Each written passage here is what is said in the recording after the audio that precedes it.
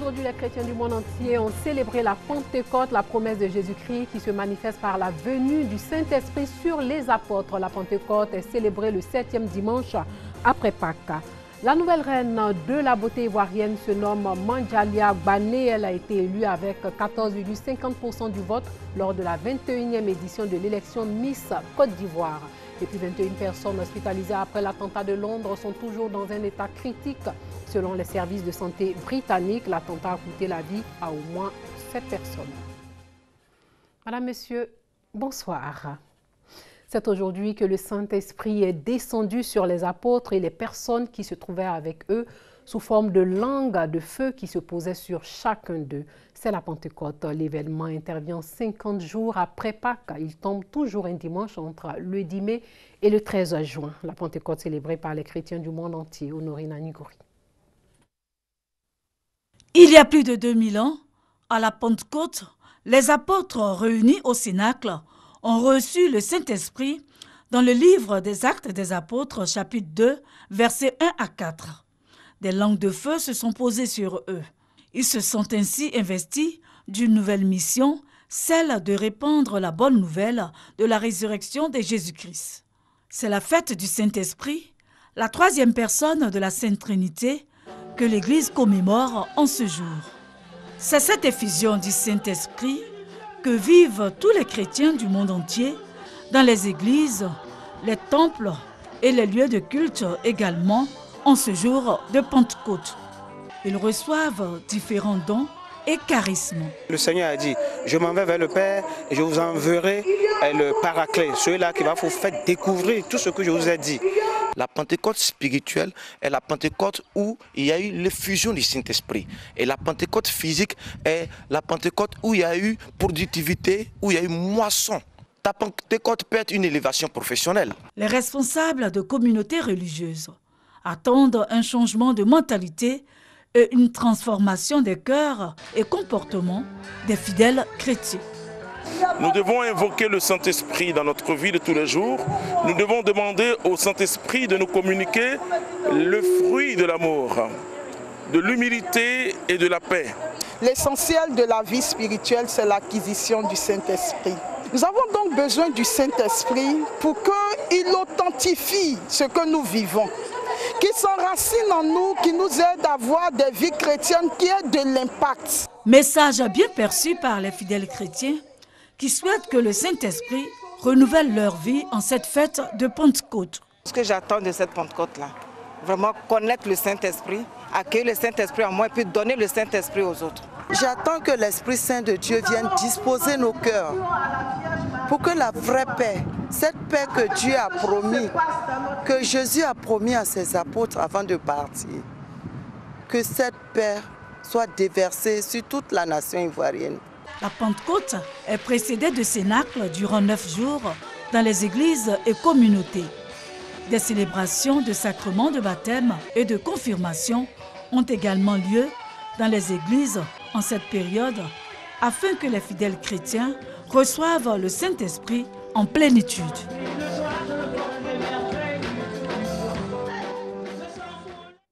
Les fidèles de l'Église de la plénitude de Christ ont choisi ce jour pour consacrer la première promotion de serviteurs. Les nouveaux consacrés se disent prêts à aller vers les hommes de toutes les nations et faire d'eux des disciples de Jésus-Christ. Et c'est ce que Jésus-Christ avait recommandé. Le reportage de Thomas Guessampi.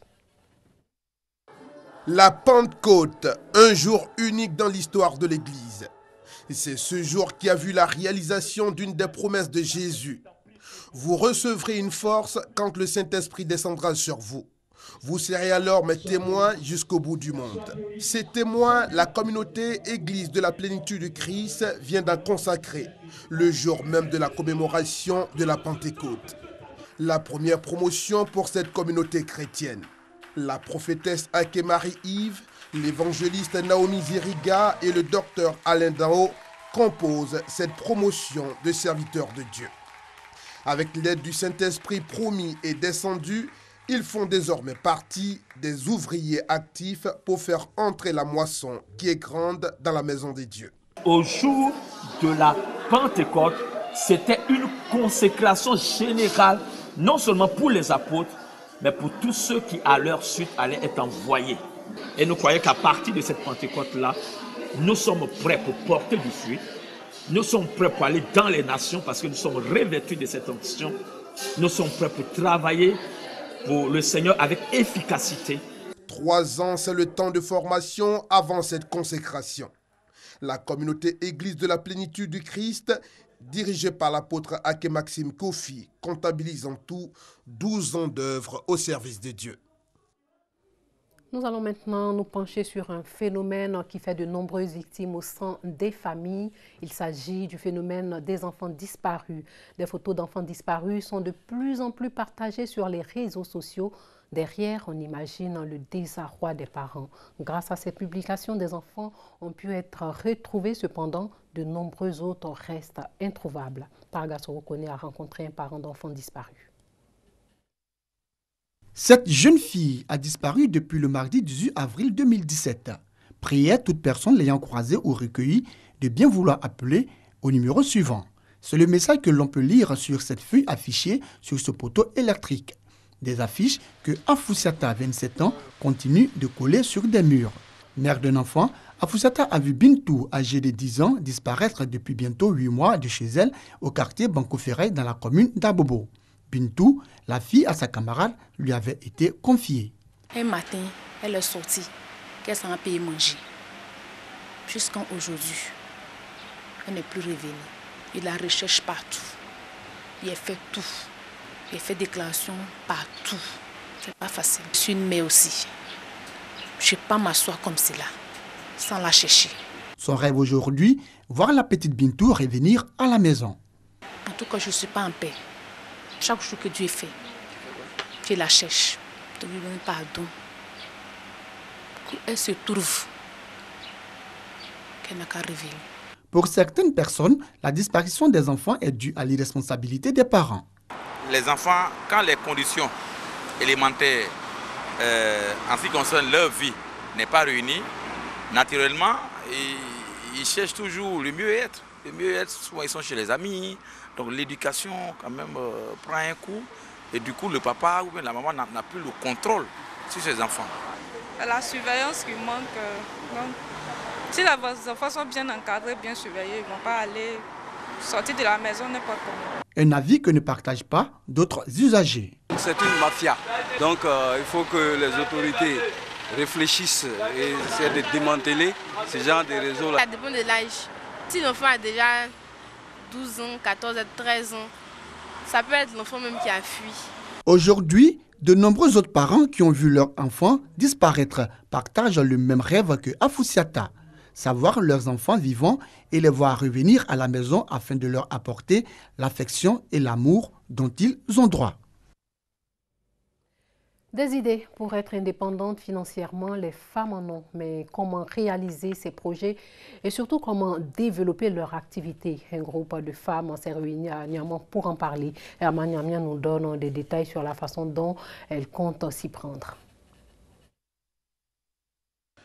Les femmes émergentes d'Anyama Belleville Sinaï ont décidé de s'unir en association afin de se prendre en charge et lutter contre la pauvreté. Pour Timité Mariam, présidente de l'Union des femmes émergentes, c'est en associant leurs ressources que le développement peut être possible et cela passe d'abord, précise-t-elle, par l'union et la cohésion. Selon elle, bien que plusieurs difficultés plombent leur plein épanouissement dans leur quartier, elles arrivent quand même à s'entraider. La création d'activités génératrices de revenus permet aux femmes d'éviter certains fléaux tels que la mendicité et la prostitution. On a un problème de route, on n'a pas de centre de santé, on n'a pas de collège, on n'a pas de commissariat. Vraiment, on a tellement de problèmes que nous, les femmes, nous sommes mises ensemble pour lutter ensemble, pour voir comment nous pouvons trouver des solutions aux problèmes du quartier. Les autorités présentes ont salué cette initiative prise par ces femmes avant de les encourager à continuer dans ce sens.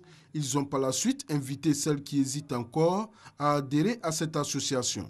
L'association des femmes émergentes d'Anyama Belleville Sinaï compte 18 associations avec plus de 500 membres. 57e édition du Salon national de l'étudiant comptable de l'Association des étudiants en finance, comptabilité et gestion d'entreprise de Côte d'Ivoire. Cette plateforme pour échanger avec les chefs d'entreprise et aussi tisser des relations en vue de faciliter l'insertion des étudiants au sein des entreprises. Herman Yamian nous explique aussi que cette rencontre est une opportunité de s'initier à l'entrepreneuriat. 5e édition du Salon national de l'étudiant comptable, une occasion pour les initiateurs de démontrer la maturité des étudiants qui veulent désormais se donner les moyens de s'insérer aisément après les études. Pour eux, l'État seul ne peut trouver de l'emploi à tous les diplômés qui sortent chaque année des universités et grandes écoles. Ce salon est donc, selon eux, une plateforme d'échange entre étudiants et chefs d'entreprise. Je pense que la jeunesse doit pouvoir créer des entreprises. Lorsqu'on dit qu'il n'y a pas d'emploi, cela signifie que les entreprises existantes n'arrivent pas à pouvoir embaucher les différents diplômés qui sortent de nos différentes universités et grandes écoles. Donc voici un peu l'initiative. On veut des jeunes entrepreneurs, on veut des jeunes chefs d'entreprise et c'est un peu ça l'idée de cette activité-là. Suleiman Ouattara ajoute que grâce à ce salon, certains étudiants ont pu améliorer leurs performances à l'école et d'autres ont pu créer leur propre entreprise. Certains ont même effectué le déplacement pour venir encourager leurs cadets. D'abord, à la base, il faut comprendre que nous, les jeunes, on a une compétence. Voilà, les compétences qu'on acquiert au cours de notre formation. Mais ce qui nous manque réellement, c'est cette confiance en soi et cette confiance en nos différentes compétences. Et donc, nous, c'est à travers la participation au Salon national de l'étudiant comptable, à travers les différentes interventions qui nous ont permis vraiment de prendre confiance en nous, de savoir qu'on peut apporter vraiment notre pierre à l'édifice pour pouvoir atteindre cette émergence tant souhaitée. Au cours de ce salon, les lauréats du concours inter-école dénommé Élite académique ont été primés. Les participants ont pu également assister à une conférence animée par François Siaka, expert comptable sur le thème « La bancarisation, quel enjeu pour l'économie ouest africaine ». Manjali Agbane est la nouvelle Miss Côte d'Ivoire. Elle a été élue avec 14,50% du vote.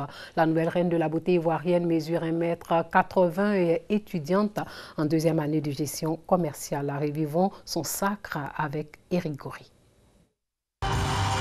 Mademoiselle Manjali Agbane pleure de joie après avoir été élue Miss Côte d'Ivoire 2017.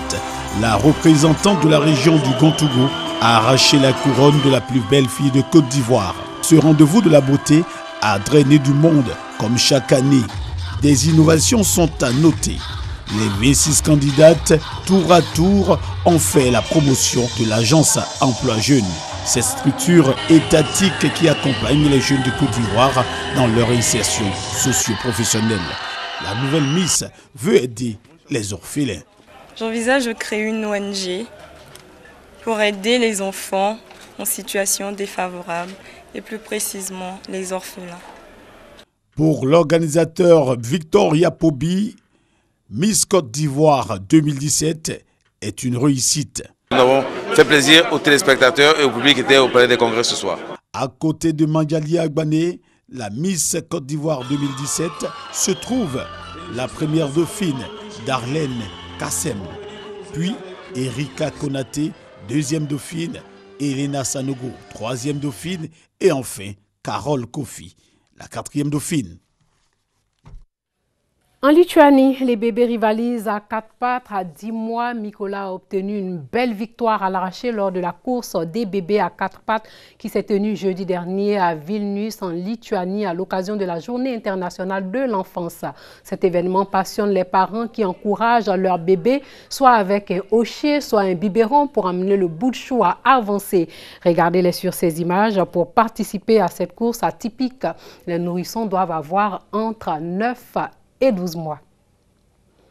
Une autre triste à présent. 21 personnes hospitalisées après l'attentat de Londres sont dans un état critique selon les services de santé britanniques. La première ministre Theresa May s'est rendue au King's College Hospital dans le sud de Londres au chevet des victimes. La police londonienne a arrêté 12 personnes à Barking dans l'est de Londres en relation avec l'attentat sur le London Bridge qui a fait 7 morts, 48 personnes blessées et 3 assaillants tués. Des perquisitions sont en cours dans plusieurs plusieurs lieux de parking. L'attentat s'est produit hier dans le centre de Londres lorsqu'une camionnette a écrasé des passants sur le London Bridge avant d'aller s'encastrer dans une clôture près de la cathédrale à Southwark, dans le quartier Borough of Margaret. Les 3 passagers de la camionnette armés de couteaux se sont alors précipités dans des bars proches, particulièrement bondés en cette soirée de finale de Ligue des champions de football. Voilà. Ce soir, merci de nous avoir suivis et surtout bonne fête de la Pentecôte à tous les chrétiens du monde.